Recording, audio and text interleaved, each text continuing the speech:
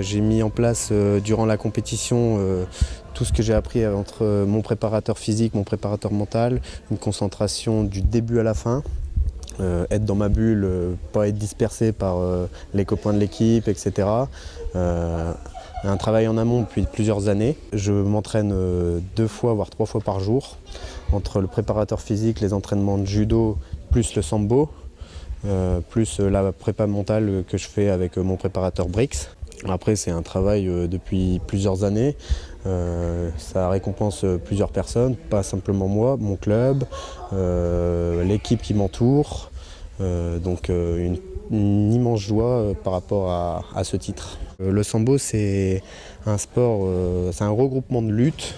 C'est l'ancien règlement de judo, pour moi, je le considère, où on peut aller encore dans les jambes, etc. Et en plus, il y a les compressions, les clés de cheville, les clés de genoux, pour les gens qui ne connaissent pas. Et c'est pas des kimonos, c'est des kurkas, et c'est rouge et bleu. C'est leur sport en Russie. Là-bas, ils sont considérés comme des dieux à être champion d'Europe ou champion du monde. Donc voilà, et dans un mois, je me déplace à Séoul, en Corée, pour le championnat du monde de sambo. Après, être champion du monde de sambo, oui, c'est un objectif. En plus, le sambo est passé pré-olympique. Donc pourquoi pas pour 2024 les Jeux olympiques en sambo. Mon objectif sur le court terme, ça sera les Jeux européens en 2023. Au sambo, la fédé, c'est une petite fédé, c'est la fédération de lutte. Et en fait, on paye nos déplacements d'avion.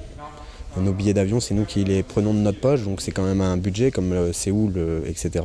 Et après, c'est très compliqué de trouver des sponsors. Je remercie déjà les sponsors que j'ai. C'est très compliqué de trouver des sponsors. Après, je fais un peu de demandes partout, mais bon, après, si on n'est pas footballeur ou autre, c'est très dur dans les sports comme le judo, le sambo, de trouver des personnes qui veulent vous accompagner.